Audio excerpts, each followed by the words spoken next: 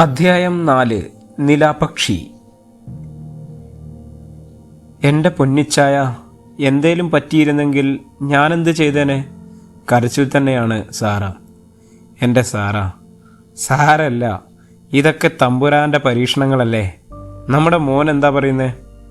ഇച്ചായ, ഭയങ്കര കുരുത്തക്കേടാണ്. ചവിട്ടും തൊഴിയും ഒക്കെ തുടങ്ങിയിട്ടുണ്ട്. സാറാ, കിടക്കുമ്പോഴൊക്കെ ശ്രദ്ധിക്കണം.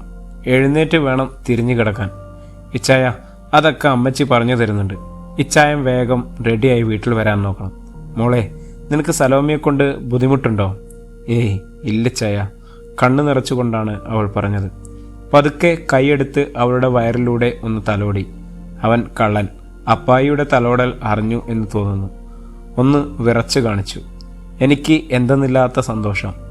എന്നോട് ഒട്ടിയിരിക്കാൻ സാറയ്ക്ക് വല്ലാത്ത കൊതിയുള്ളതുപോലെ. മുഖത്തോട് മുഖം നോക്കി കണ്ണോട് കണ്ണു തോർത്ത് അങ്ങനെയിരുന്നു. പുറത്ത് നല്ല മഴയാണ്. മഴത്തുള്ളികൾ ജനലിൽ വന്ന് പതിക്കുന്നത് ശരിക്കും അറിയാം. ഇച്ചായ, എന്താ സാറാ? എനിക്ക് ഇച്ചായനില്ലാതെ പറ്റുന്നില്ല കേട്ടോ. എനിക്കും ആവുന്നില്ല ഇച്ചായ. സാരല്ല കൊച്ചേ, ഇച്ചായനൊന്നും പറ്റിയില്ലല്ലോ. ഇങ്ങനെയല്ലേ ആയുള്ളൂ. ഇതൊക്കെ കഴിഞ്ഞ് വരുമല്ലേ അങ്ങോട്ട്. പിന്നെ നീ ഇങ്ങനെ എപ്പോഴും കണ്ണു നിറച്ചിരുന്നാൽ എങ്ങനാ? അത് നമ്മുടെ കുഞ്ഞിൻ്റെ സ്വഭാവത്തെയൊക്കെ ബാധിക്കില്ലേ?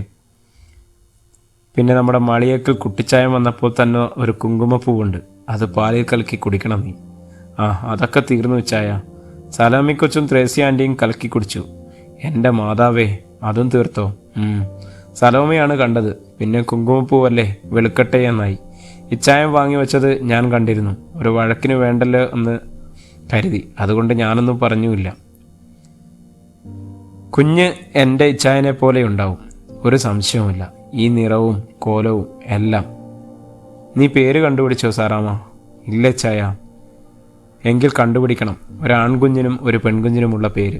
ഞാൻ എത്ര ആലോചിച്ചിട്ടും കിട്ടുന്നില്ല. ഇച്ചായ, ഞാൻ എന്തായാലും ഒന്ന് നോക്കട്ടെ. അപ്പോഴേക്കും എല്ലാവരും റൂമിൽ എത്തിയിരുന്നു. അമ്മച്ചിയും സലോമിയും എല്ലാവരും ഉണ്ട്. അമ്മച്ചി, ഞാൻ ഇന്ന് ഇവിടെ നിന്നോട്ടെ ഇച്ചായൻ്റെ അടുത്ത്? മറുപടി പറഞ്ഞത് സലോമിയാണ്. എന്നാത്തിനാ? അവൻ 3-4 ദിവസം കഴിഞ്ഞാൽ പിന്നെ അങ്ങോട്ട് വരുമല്ലയോ. പിന്നെ എന്നാത്തിനാ നീ ഇവിടെ ഇങ്ങനെ അടയിരിക്കുന്നത്? അവിടെയുള്ള പണികളൊക്കെ ആര് ചെയ്യാനാ? സലോമി, ഡോക്ടർ ഇവളോട് ഒന്നും ചെയ്യണ്ട, റെസ്റ്റ് എടുക്കാനാ പറഞ്ഞേ. എൻ്റെ പൊന്നു ഡേവി, ഡോക്ടർമാർ അങ്ങനെ പലതും പറയും. എനിക്കേ മക്കൾ 2 അതുങ്ങളെ ഞാൻ പ്രസവിച്ചതാ. എങ്ങൊന്നും വാങ്ങിച്ചുകൊണ്ട് വന്നതല്ല. ഇത് ഞങ്ങൾ പെണ്ണുങ്ങളെ കാര്യമാണ്. ഇതിൽ നീ ഇടപെടണ്ട. നടക്കു വച്ചേ. സലോമി അവളെയും കൊണ്ട് പുറത്തേക്ക് കൊണ്ടുപോകുമ്പോൾ സാറ ഒന്ന് തിരിഞ്ഞു നോക്കി. അവളുടെ കണ്ണ് നിറഞ്ഞിട്ടുണ്ടായിരുന്നു. സലോമി അവളെ നോക്കി ഒന്ന് ഇരുത്തി മൂളി. ത്രേസ്യ ആൻറ്റി കണ്ണുകൊണ്ട് എന്തോ സിഗ്നൽ കൊടുത്തു.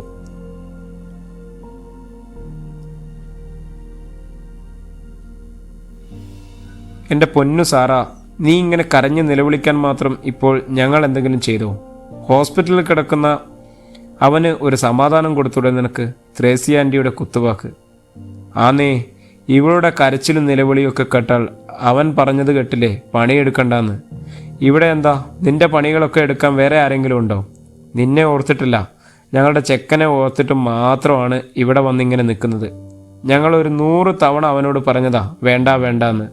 ആളും കൂട്ടവും ഉള്ള ഒന്നിനെ കെട്ടാമെന്ന്. അതെങ്ങനാ, മയക്കി വെച്ചിരിക്കുമല്ലേ. അതിനുവേണ്ടി അവനും. ഛേ, എന്തിനാ സലോമി അവനെ പറയുന്നേ? ഇവളെ പറഞ്ഞാൽ പോരെ? കാശുള്ള വീട്ടിലെ ചെക്കന്മാരെ വളയ്ക്കാൻ വേണ്ടിയാണോടി നിന്നെയൊക്കെ മടത്തിൽ കൊണ്ട് നിന്നാക്കുന്നത്? കണ്ടോ അവൾ മിണ്ടുന്നുണ്ടോന്ന്? അഹങ്കാരം. ത്രേസ്യ ആൻറ്റി എരുതിയിൽ എണ്ണ ഒഴിച്ചു ആളിക്കത്തിക്കുകയാണ്.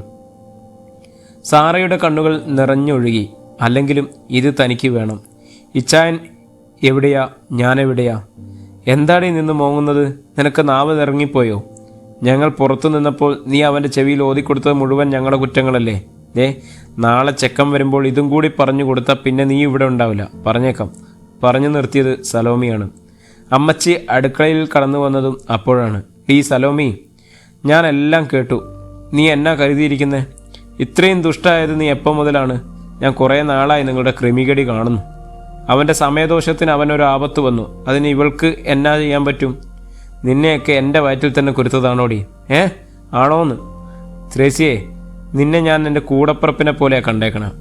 നിന്റെ മോനും മോളും നിന്നോട് തെറ്റിപ്പോയത് എന്താണെന്ന് എനിക്കറിയാം. ആ വിളച്ചിലൊന്നും ഇങ്ങോട്ട് എടുക്കണ്ട. കുട്ടികൾ തിന്നുന്ന കഞ്ഞിയിൽ മണ്ണ് വാരിയിടലടി. നീ ഇവർ വല്ലതും പറയുമ്പോൾ കരയാനായി നിന്നോ കൊച്ചേ? സാറയോടാണ് പറഞ്ഞത്. കുറച്ചുനേരം അവിടെ ഒരു മൗനം തളം കെട്ടി നിന്നു. അമ്മച്ചിയുടെ വർത്തമാനം സലോമിക്കും ത്രേസ്യയ്ക്കും അല്പം ക്ഷീണമുണ്ടാക്കി. എങ്കിലും തളരാൻ അവർ തയ്യാറായിരുന്നില്ല. കെട്ടിലമ്മേ, നിനക്ക് വെള്ളം ചൂടായിട്ടുണ്ട്, വന്ന് എടുത്തോണ്ട് പോ. സലോമി ഉച്ചത്തിലുള്ള വിളികെട്ട് സാറ അങ്ങോട്ട് ചെന്നു. ബക്കറ്റും വെള്ളവും തൂക്കിപ്പിടിച്ച് അവൾ നടന്നു പോകുന്നത് നോക്കി അവൾ നിന്നു. ബാത്റൂമിൻ്റെ വെള്ള ടൈൽസ് വല്ലാതെ ആവുന്നത് തോന്നി. കണ്ണൊക്കെ അടയുന്നത് പോലെ. കാലിലൂടെ ഊർന്നിറങ്ങിയ രക്തത്തുള്ളികൾ ടൈലിലൂടെ പരന്നൊഴുകി.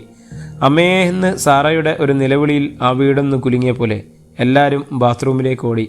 അയ്യോ, എന്നാ പറ്റിയതാടി? നിന്നോട് ഞാനൊന്നും പറഞ്ഞിട്ടില്ലല്ലോ, അധികം വെയിറ്റൊന്നും എടുക്കരുതെന്ന്. അമ്മച്ചിയുടെ വെപ്രാളവും നിരാശവും കലർന്ന സ്വരം. സലോമിയും ത്രേസ്യാൻ്റിയും ആകെ പേടിച്ച മട്ടാണ്. എന്ത് ചെയ്യാനാണെന്ന രീതിയിൽ അവർ പരസ്പരം നോക്കി.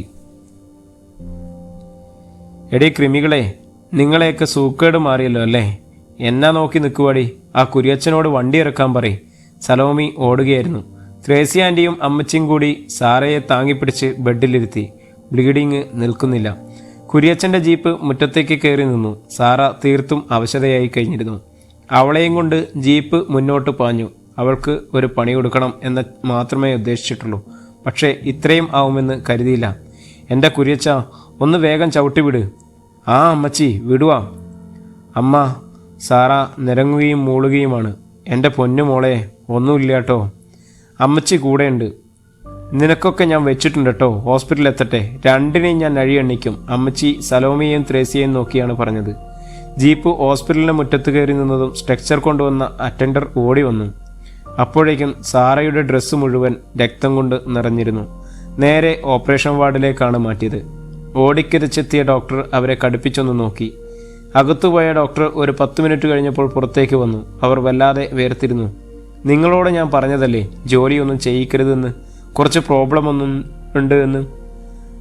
പ്ലാസൻ്റ 4 മീറ്റർ താഴത്തേക്ക് താഴ്ന്നാണ് ഇരുന്നത്. ഇനി എല്ലാം ദൈവത്തിൻ്റെ കയ്യിലാണ്.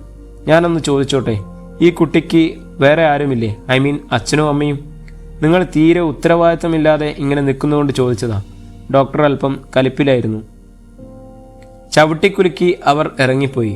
കുര്യച്ചൻ്റെ തോളിൽ പിടിച്ച് ഞൊണ്ടി വരുന്ന ഡേവീസിനെ കണ്ട് എന്തു പറയണമെന്നറിയാതെ അമ്മച്ചി തലതാഴ്ത്തി. എന്നാ അമ്മച്ചി, എന്നാ പറ്റിയേ? അവൾ ഇവിടുന്ന് പോകുമ്പോൾ കുഴപ്പമൊന്നുമില്ലല്ലോ? ഒന്നുമില്ലടാ, കുറച്ച് ബ്ലീഡിങ്, അത്രയേ ഉള്ളൂ. അമ്മച്ചി തല താഴ്ത്തി തന്നെയാണ് പറഞ്ഞത്. എടി സലോമി, ഞാൻ പറഞ്ഞതല്ലേ നിന്നോട്? അപ്പോൾ നീ എന്നാ പറഞ്ഞേ? നീ 2 പെറ്റതാണെന്ന് അല്ലേ? ഇപ്പോൾ എന്തായി? എൻ്റെ നിയന്ത്രണം വിട്ടുപോകുന്നത് പോലെ തോന്നി. ഞാൻ എന്നാ ചെയ്യാനാ? ഒരു ബക്കറ്റും വെള്ളവും എടുത്തു വെക്കാനുള്ള ആരോഗ്യം നിന്റെ കെട്ടിയോൾക്കില്ലെങ്കിൽ നീ എന്നോട് ചാടിയിട്ട് എന്നാ കാര്യം? ഒരു സിസ്റ്റർ പുറത്തേക്ക് വന്നു. ആരാ? സാറ ഡേവിസിൻ്റെ കൂടെ വന്നവർ. പെട്ടെന്ന് തന്നെ ബ്ലഡ് റെഡിയാക്കണം, ഓപ്പറേഷൻ വേണ്ടിവരും. സിസ്റ്റർ, എനിക്കൊന്ന് കയറിക്കാണാവോ? എൻ്റെ ദയനീയ ചോദ്യം കേട്ടിട്ടാവാം അവർ എന്നെ അകത്തേക്ക് കയറ്റിവിട്ടു. ഞാൻ അവിടെ കണ്ട എൻ്റെ സാറയെ. സാറാ, ഇച്ഛായ. അവളുടെ കണ്ണുകൾ നിറഞ്ഞു.